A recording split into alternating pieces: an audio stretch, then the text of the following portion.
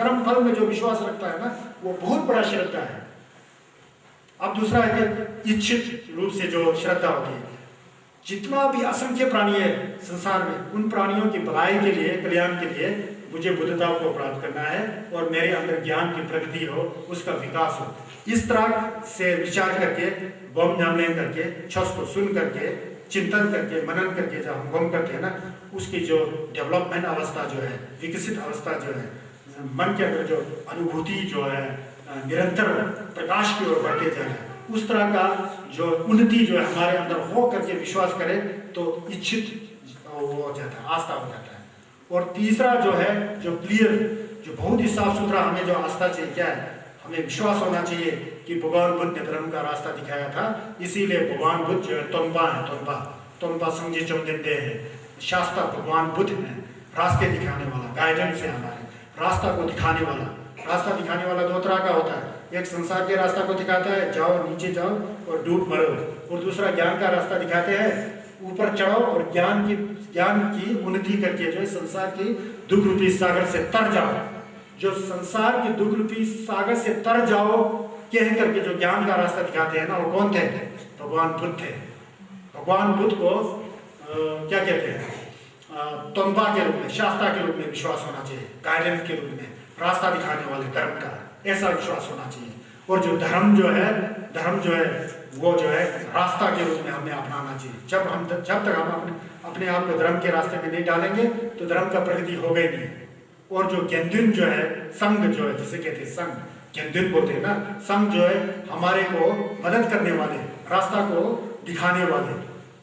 भगवान बुद्ध ने तो रास्ता दिखाया ना, उसकी सहायता करके हाथ पकड़ के ले जाने वाले वो गेंदुन होता है, वो दुक्तोप होता है, प्रैक्टिशनर होता है। इस तरह से हम लोग को क्यपने सुन, मतलब तीसरा जो श्रद्धा है ना, क्यपने सुन में जो है आस्था होनी चाहिए। क्यपने सुन पता है ना, क्यपने सुन त्रिशरण गति।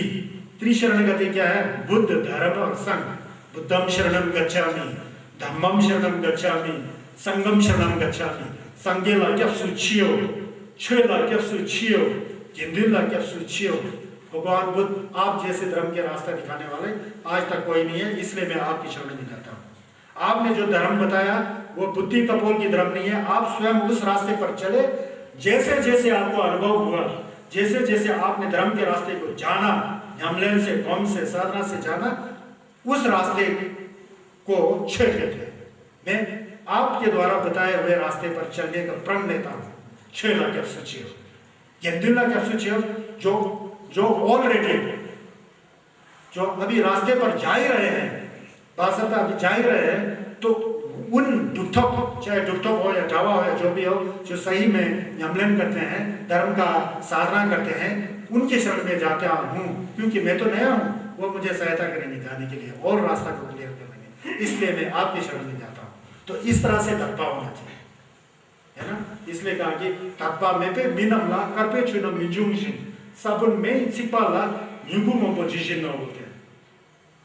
जिसके अंदर आस्था नहीं है, भक्ति नहीं है, उसके अंदर बुद्ध की गुण जो ज्ञान का आना मुश्किल है, असंभव है। जिसके अंदर श्रद्धा है उसमें ज्ञान की प्रगति होगी, ज्ञान की वृद्धि होगी, है ना। जो तत्पा होना बहुत जरूरी है। हम लोग कभी कभी तत्पा तामसिक होता ही नहीं है और धर्म के शरण में चले जाते हैं, तो वो तो अंधे के हाथ में बटेर जैसा हो गया, वो तो फायदा नहीं होता है, समझ गया है ना। तत्पा तामसिक होना चाहिए। अब क्या है, हमारे मनुष्य शरीर के अंदर संज्ञस होने का बीज है, और हमारा शरीर ही संज्ञस का ही शरीर की तरह है, क्योंकि संज्ञस इसी शरीर से संज्ञस ही किया था, इसी शरीर से बुद्ध को प्राप्त किया था, है ना। और तत्पा हो इसके साथ, तो फिर तत्पा हो और ये शरीर है तो ये मिलूर मुझे बन जाता है। क्यों मिलूर मुझे बन जाता है? तब ही हम लोग धर्म का आचरण करेंगे, धर्म के रास्ते पर चलेंगे और चित्त में शुद्धता आ जाएगी और रिम्बोचे से बढ़कर यह काम कर जाएगा, बहुत ही पवित्र हो जाएगा, समझ गया ना। तो इसलिए अब प्रश्न उठता है, हमारे अंदर बुद्धता होने की बीज है, हमारा शरीर भी बुद्धता को प्राप्त करने के योग्य है, और हमारे अंदर धत्पा भी है, क्या इतना से काम चलेगा?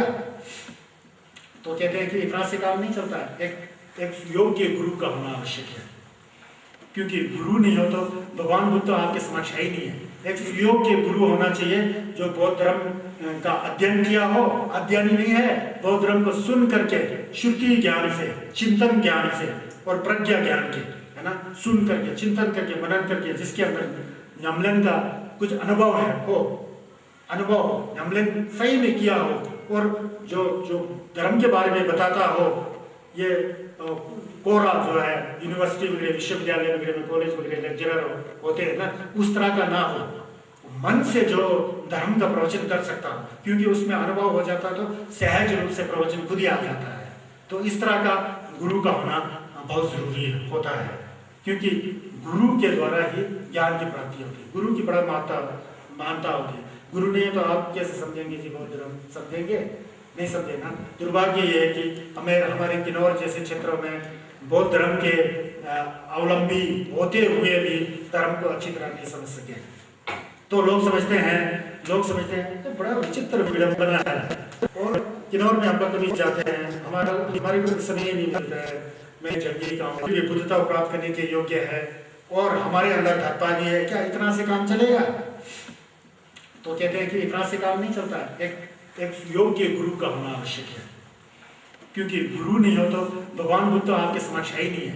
एक योग्य गुरु होना चाहिए जो बौद्ध धर्म का अध्ययन किया हो, अध्ययनी नहीं है, बौद्ध धर्म को सुन करके श्रुति ज्ञान से, चिंतन ज्ञान से और प्रज्ञा ज्ञान के, है ना, सुन करके, चिंतन करके, मनन करके, जिसके अंदर न्यामलेन का कुछ अनुभव है, हो अनुभव हो, न्यामलेन सही में किया हो, और जो जो धर्म के बारे में बताता हो, ये कोरा जो है यूनिवर्सिटी वगैरह, विश्वविद्यालय वगैरह में, कॉलेज वगैरह लेक्चरर होते हैं ना, उस तरह का ना हो, मन से जो धर्म का प्रवचन कर सकता हो, क्योंकि उसमें अनुभव हो जाता तो सहज रूप से प्रवचन खुद ही आ जाता है। तो इस तरह का गुरु का होना बहुत जरूरी होता है, क्योंकि गुरु के द्वारा ही ज्ञान की प्राप्ति होती है। गुरु की बड़ा मानता होती है। गुरु नहीं है तो आप कैसे समझेंगे जी बौद्ध धर्म? समझेंगे नहीं, समझे ना। दुर्भाग्य ये है कि हमारे किन्नौर जैसे क्षेत्रों में बौद्ध धर्म के अवलंबी होते हुए भी धर्म को अच्छी तरह नहीं समझ सके। तो लोग समझते हैं तो बड़ा विचित्र विडंबना है। और किन्नौर में हम लोग कभी जाते हैं, हमारे को समय नहीं मिलता है। मैं जंगली काम आपको पता है, जंगली में जाता हूँ, 7-8 दिन रहता हूँ, ज़्यादा से ज़्यादा 1 महीने से ज़्यादा रहने का समय नहीं मिलता है। तो फिर सुनने में आता है कि उस गांव में तो सत्संगी है जी, वो तो सतपाल जी के शरण में जाते हैं जी, यहाँ तो कोई है वो है, कोई बात नहीं। सत्संगी हो या कोई राधा स्वामी हो या कोई दूसरा, वो धर्म है, उसकी निंदा करने की आवश्यकता नहीं है हमको। वो भी एक संप्रदाय है, पंथ है, वो भी अच्छे रास्ते को सिखाता होगा, ये है वो है। लेकिन दुर्भाग्य की बात यह है कि बौद्ध धर्म को अपनाते हुए भी, बौद्ध धर्म से संबंधित होते हुए भी इन सारी पंथों के पीछे जाने की क्या आवश्यकता है? जरूरत ही नहीं है। हम उनकी निंदा नहीं करते हैं। सांगेसु सुंशित शास्त्रों में इस तरह विशाल भंडार तो कहीं मिले, शायद कहीं भी मिले, ऐसा भंडार है ही नहीं है ज्ञान का। जितना भी अन्य पंथ लोग समझाते हैं ना, उनका भाग बौद्ध धर्म के अंदर छुपा ना हो, ऐसा है ही नहीं है। जब ज्ञान के भंडार अपने पास ही है तो दूसरों की शरण में जाने की क्या आवश्यकता है? आवश्यकता है नहीं। या तो हम पहले से ही उत्संग के संबंधित हो तो दूसरी बात है ना। सांगेसु शास्त्र आज दुनिया में सबसे बड़ा चीज क्या मानते हैं? दुनिया में सबसे बड़ा चीज किसको मानता है? पैसे को मानता है। अब अमेरिका में यह घोषित किया गया कि अमेरिका के बड़े बड़े अमीरों ने, साइंटिस्टों ने, इंजीनियरों ने, डॉक्टरों ने, जिनके पास पैसे का कोई अंत ही नहीं है, पैसे को गिन ही नहीं पाते हैं, कहाँ शुरू हो गया कहाँ जाता है पता ही नहीं, ऐसे लोग इतना दुखी हैं कि आखिर उन्होंने जान लिया कि सुख ही कहाँ से मिलता है। तो उन्होंने अनेक धर्मों का अध्ययन किया, इस धर्म का, उस धर्म का, उस धर्म का अध्ययन किया। बाद में भगवान बुद्ध सांगेसु सुंशित शास्त्रों को क्या किया भगवान, उन्होंने देखा एक शांति का रास्ता तो यह है। भगवान बुद्ध खुद राजा के पुत्र थे, इतना वैभवशाली परिवार से संबंध रखते थे, आखिर उन्होंने क्यों छोड़ा घर बार को और क्यों जंगल में जाके तपस्या करके संन्यास का भगवान प्राप्त किया? तो उन्होंने अध्ययन किया, बड़ा अध्ययन किया।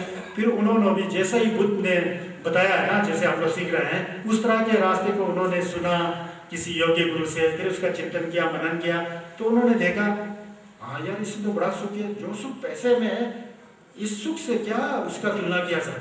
वो पैसे वाला सुख कोई दूसरा ही सुख है वो, लेकिन जो सुख आंतरिक, जो मन की शांति, जो सुख आ रहा है ना, ये कुछ दूसरा ही है। इसमें ज्यादा शक्ति है और इसमें ज्यादा फायदा है, और यही जो वास्तव में सुख है बोल के अमेरिका के साइंटिस्टों ने प्रूफ कर दिया जी। समझिए ना, आजकल अमेरिका के बड़े बड़े सबसे दुनिया में सबसे राजा देश किसको मानते हैं? अमेरिका जैसे देश को मानते हैं विकसित। वो उनको भी पता लग गया कि आप पैसे वैसे में जान लीजिए, असली सुख पैसे से नहीं मिलता है। एक विडंबना यह है, पैसे किस लिए चाहिए होता है आपको? मैं नहीं कह रहा हूँ कि पैसे नहीं चाहिए, आपको कपड़ा चाहिए, रोटी चाहिए, रहने के लिए मकान चाहिए, सब चाहिए। पैसे की जरूरत है, जो मिल रहा है उससे संतुष्टि होना चाहिए। आशावादी ज्यादा नहीं चाहिए। आपके पास 6 लाख रुपए हो तो 12 लाख चाहिए जी बोल के वहीं आप दुखी हो गए, वास्तव में सुखी नहीं हो रहे, वहीं दुखी हो जा रहे हैं। समझ गए ना? क्योंकि जो मटेरियलिस्टिक चीज जो है ना, मटेरियल जैसे रोटी, कपड़ा और मकान है, इससे मन का कुछ लेना देना नहीं है। बड़ा अजीब है, कभी कोई हम लोग रिसर्च करते हैं ना, सेम दो मैं कशाऊं, सेम तब कुछ लेना देना है नहीं है।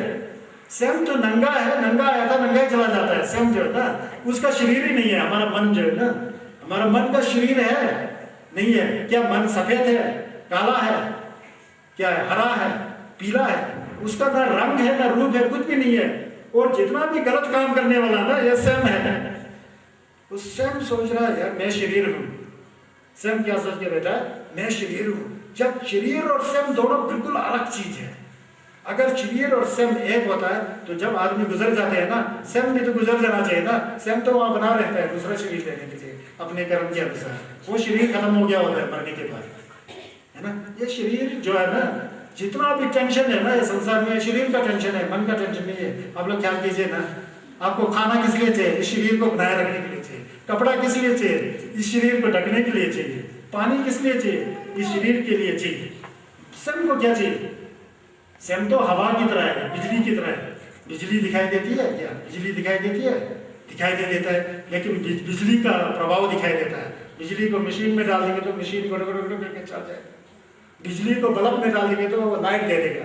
बिजली को माइक में क्लिक करेंगे तो आवाज ज्यादा करेगा, लेकिन बिजली दिखाई नहीं देता है ना। ठीक इसी तरह हमारा सेंस है, समझ गए ना। और शरीर जो है इस माइक की तरह है।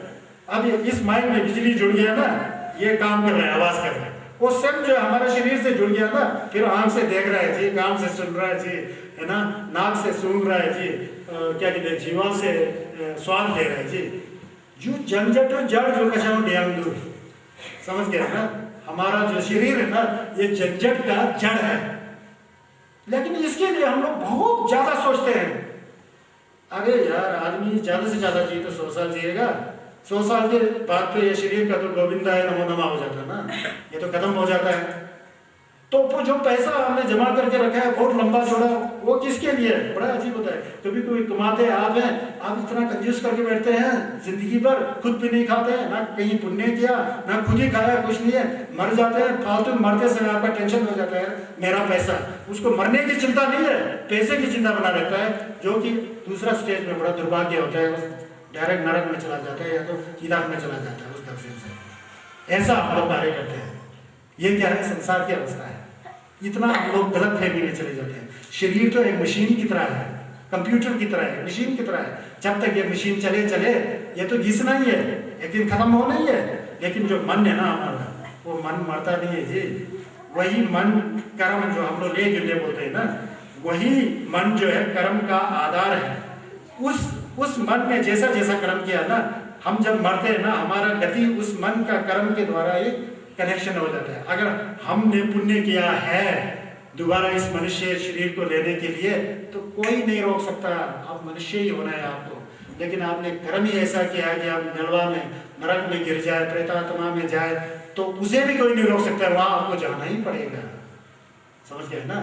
तो ये तत्वा तामसिक वाला बहुत होना चाहिए हमारे अंदर। श्रद्धा जो आस्था की भावना है ना, वो होना चाहिए। और वास्तव में हम लोग क्या करते हैं, धर्म को एक क्या कहते हैं, प्रोपेगेंडा टाइप का बना के रखा हुआ है। उसको हम लोग सही मायने में हम लोग नहीं लेते कभी भी। मैंने देखा कि बड़े बड़े गुरुजी लोग आते हैं, लामा लोपन आते हैं, कहाँ सब लोग वांग लेने के लिए दौड़े होते हैं, लूंग लेने के लिए दौड़े। उनको पता ही नहीं कि वांग क्या है, लूंग क्या है, और दौड़े रहते हैं बैठ चाल में। वो गए जी मुझे भी जाना जी, उनसे पूछते हैं कि यार आपने क्या क्या लिया, लूंग लिया जी, लूंग का क्या होता है, लूंग लेने से आपको क्या फायदा हुआ, पता नहीं, जो लोग कह रहे थे लूंग तो मिला, लूंग क्या है इसका मतलब क्या है, समझो ना, पहले समझ करके उसको फिर जानो। मैंने कहा ना कि हम लोग धर्म को मानते हैं जानते नहीं है, वही सबसे बड़ा गलती हो जाता है। धर्म को जानो, कैसा जानना, मैंने बताया ना, धर्म जानने का बहुत अच्छा तरीका है। जब हम लोग छस का काम करते हैं ना, छस का काम करते हैं ना, कोरा छम्बे छक छम्बे करते हैं ना, उस समय अपने मन की गति को देखो यार, वास्तव में मन जो है साफ है कि नहीं है। अगर साफ नहीं है, भटक रहा, तो आप कुछ नहीं कर रहे हैं। तो इस तरह से आप एक दिन आज देखोगे, कल देखोगे, परसों देखोगे ना, तो आपको पता लग जाएगा, हाँ ये मन तो भटक रहा है, जैसा कोरा हो तो हाँ जी मैं कोरा कर रहा हूँ, मैं हूँ, गुरु मुझे है, मैं हूँ और उनका साधना कर रहा हूँ लोक कल्याण के लिए, बस शुद्ध रूप से, ना किसी को गलत कहा, ना किसी को अच्छा कहा, बस आप अपने रफ्तार में जा रहे हैं, आपका पैर हिल रहा है, आपका मन एकाग्र है और आपका मन शुद्ध है, तो देखिए कोरा करने का क्या मजा आता है। अब दिया जला है, दिया का अर्थ क्या होता है, ज्ञान, ज्ञान का प्रकाश होता है। इस दिया, ये तो एक तेल, एक बर्तन में तेल रख करके एक बत्ती से हमने दिया जला रहा हूँ, यह है ज्ञान का प्रतीक, प्रकाश का प्रतीक। सभी मनुष्य के अंदर इसकी तरह जो है प्रकाश उत्पन्न हो जाए, उनकी एक भावना रखे ना, जब भी जलाते समय 1 मिनट के लिए, फिर वो 600 हो गया, समझिए ना। अब कोई कैमरों पढ़ते हैं, जो भी पढ़ते हैं, पढ़ते हैं, ढोलमा पढ़ते हैं, संबल पढ़ते हैं, देवदुल्ला पढ़ते हैं, अमिताभ दुद्धा पढ़ते हैं, मिठूका पढ़ते हैं, चेहरे से पढ़ते हैं, जो भी पढ़ते हैं, लेकिन जब पढ़ते हैं तो किस लिए पढ़ रहे हैं, क्यों पढ़ रहे हैं, उसका भी आपको आभास हो ना, जागरूकता हो ना, और श्रद्धा हो ना, मन में पवित्र मन हो ना, तो वहाँ छस का अर्थ ही मन की कुटिलता को बदलना, मन के बुरे विचारों को बदलना, मन के अंदर दया की भावना लाना, प्रेम की भावना लाना, ज्ञान की भावना लाना, समता की दृष्टि रखना, उपेक्षा की दृष्टि रखना, और करते जाओ, क्या कर रहे हो वो आपको जो है गलत दिशा की जो भावना है वो नहीं होना चाहिए, फिर उसमें जो फायदा होता है, उसको छस कहते हैं, समझ गया ना। अब इसका दूसरा जो, इसके बाद हम लोग स्टेप बाय स्टेप आपको समझाने की मैं कोशिश कर रहा हूँ। उसके बाद भगवान बुद्ध का सबसे पहला प्रवचन क्या था पता है, अनित्यता के ऊपर था, अनित्यता के, अनित्यता, मिथप्पा जिसे कहते हैं ना, वो अनित्यता के ऊपर है। उस अनित्यता का आवाज हो ना, उसको हम जाने ना, तो फिर तो बहुत ही कल्याण हो जाएगा। अनित्य क्या है, हमारा शरीर अनित्य है, हमारा भाई बंधु जगह जमीन रुपया पैसा जितना भी ढोर जो चाहे नलवा हो, ईटा हो, धुंडो हो, ला हो, नमीन हो, जो भी हो, सब अनित्य है। क्यों है, ये कर्म का फल है, कर्म का जितना भी फल है वो अनित्य है। इसीलिए तो हम उल्टे कर्म को छस करके बदल सकते हैं। अगर कर्म नित्य होता है ना, वो बदलता ही नहीं। कर्म को हम, बुरे कर्म को हम लोग तोड़ सकते हैं, अच्छे कर्म की ओर हम लोग जा सकते हैं। अनित्य, ये सब अनित्य, अनित्यता, अनित्यता कैसा है इस संसार में। देखिए इस संसार में हम लोग जन्म लेते हैं, जन्म लेने का अर्थ क्या है, मरना जरूर है, ये ज्ञान होना चाहिए। मैंने जन्म लिया है, मुझे मरना ही है, समझ गया ना। इसका मतलब क्या होगा, जन्म का अंत क्या होता है, मृत्यु। ये सत्य है कि असत्य है, सत्य है ना, इससे क्यों डरना है, क्यों डरना। जो आदमी मरने से डरता है वही पापी होता है, वही दुष्ट होता है, वही उल्टे कर्मों को करता है। जो आदमी मरने से डरता है तो उसके अंदर एक जिज्ञासा, डरता है क्या, भय होता है कि मुझे पुण्य कार्य करना चाहिए, मेरे को तो एक दिन जाना ही है। छिले थमान, केवे थमानी छिले होते हैं ना, जन्म लेने के बाद मृत्यु होता ही है, समझते हैं ना। कुछ कमाने के बाद जो कमाया हुआ धन है ना, वो खत्म होना ही है उसको। जब आप कमा रहे हैं, जब आप अमीर हो, तो जब गरीब होते हो तो आप दुखी क्यों होते हो।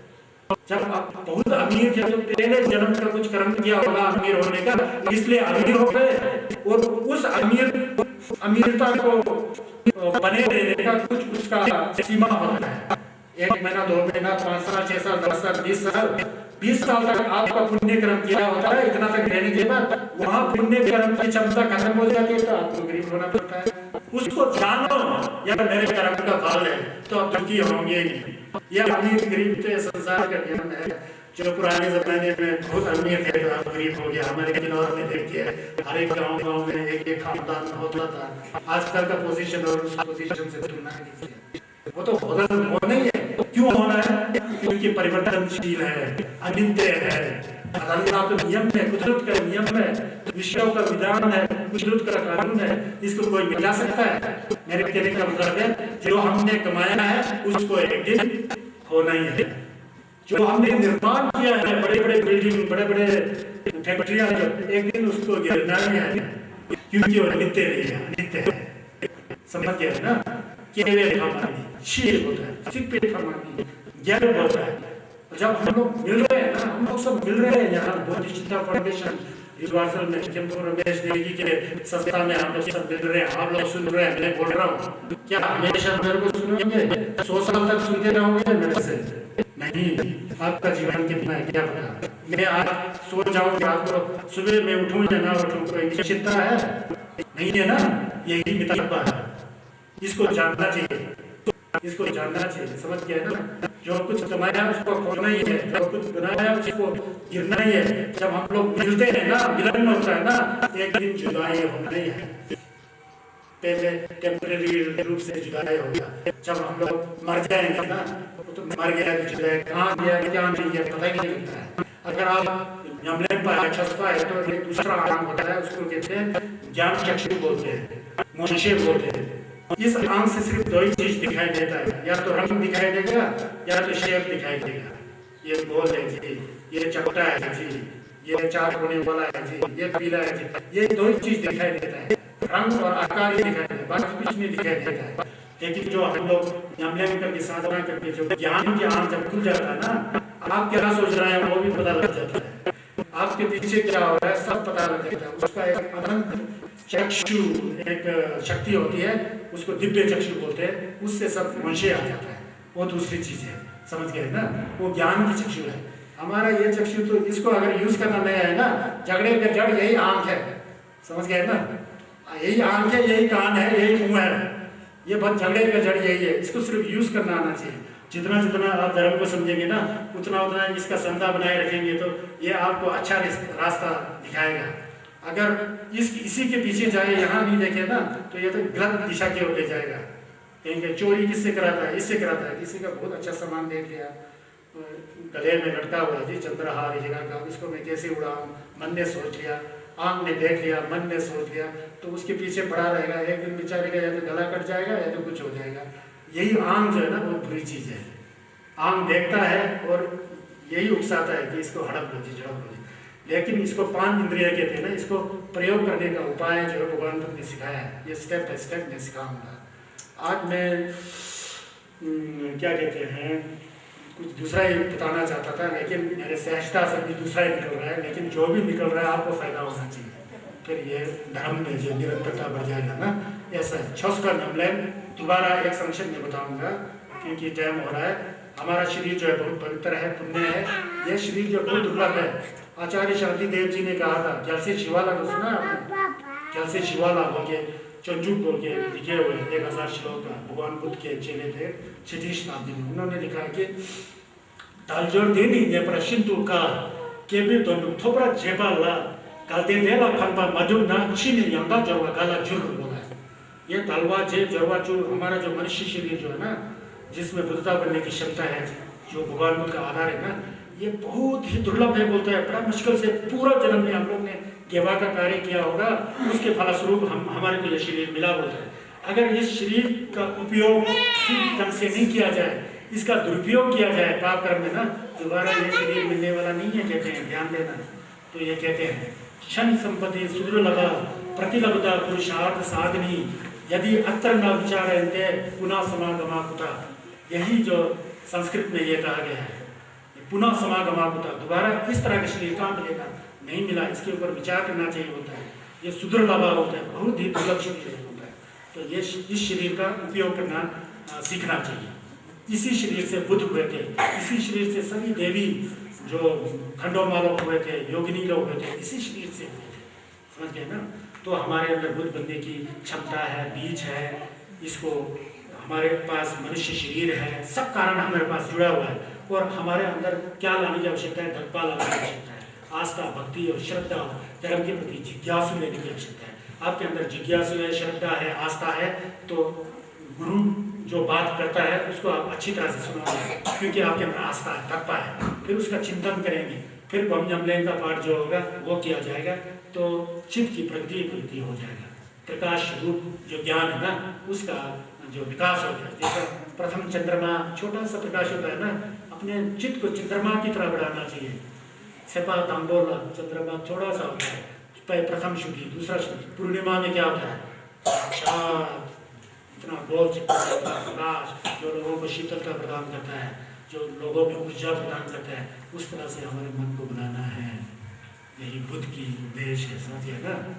श्रद्धा होना चाहिए, भक्ति होना चाहिए, गुरु से जो ज्ञान सीखता है उसका चिंतन करो, मनन करो, उसकी साधना मिलाओ, भावना मिलाओ।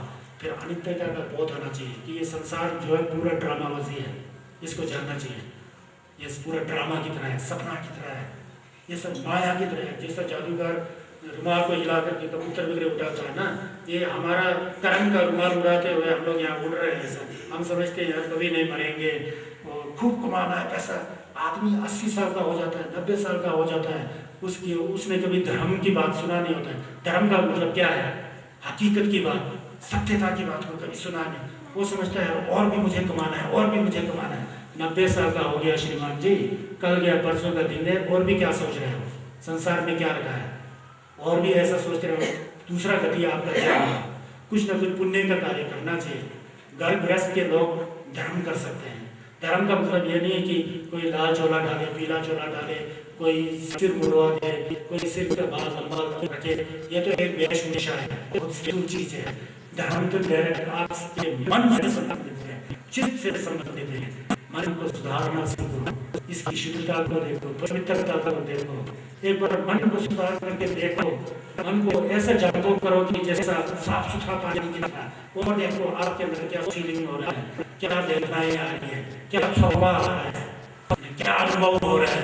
उस अनुभव को आप पहचानोगे ना, उसके ऊपर माने पढ़ो, बजरा गुने पढ़ो, और जो भी करना है करो, छुपने चलो, अच्छा करो। फिर देखो मतलब क्या फायदा होता है आपके अंदर, क्या ऊर्जा आती है, क्या चिल्लान आती है। ऐसा होना चाहिए, समझ गए ना। इन सारी चीजों को मन में रखना चाहिए और धारण करना चाहिए। तो आज का जो प्रवचन को मैं यही समाप्त करता हूँ। पूरा 1 घंटा हुआ है, कल पुनः यहाँ आइए, उसकी आगे की बात किया जाए। ठीक है, धन्यवाद। सोनम वेदम जैसे बोलने तुमने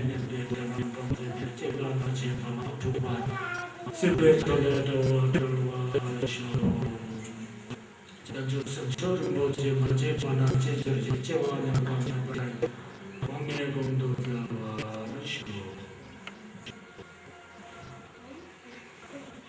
धन्यवाद। रसों चुके हैं।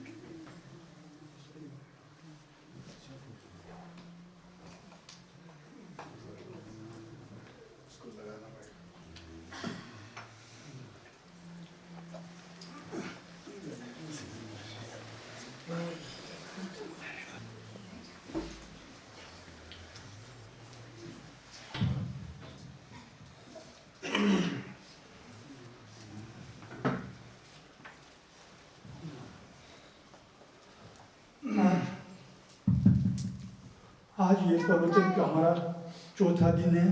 धर्मा हॉल में आप लोगों का विनम्र स्वागत करता हूँ। सबको नमस्ते। और मैं यहाँ पर पधारे सभी उपस्थित सज्जनों से उन्हें निवेदन करता हूँ कि वो सबसे पहले तो अपना मोबाइल बंद रखें, क्योंकि मोबाइल चालू होने से प्रवचन के समय बहुत डिस्टर्ब हो रहा है। और बाकी मैं माननीय आचार्य गुरु जी से जारी करें।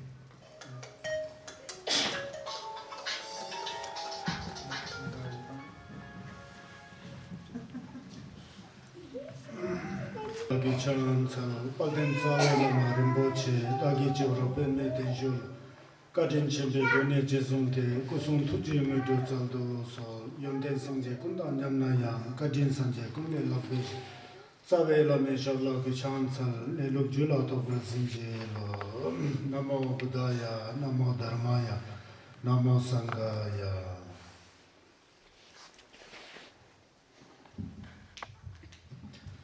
तो ये जो है प्रवचन का चौथा दिन है। पिछले 3 दिनों में हम लोग ने काफ़ी कुछ सीखा है और आज कुछ नए लोग आए हैं। आप लोगों के साथ बोधिचित्ता फाउंडेशन में स्वागत है और मैं अपना प्रवचन को मैं आरंभ करने जा रहा हूँ। तो मैंने कहा था कि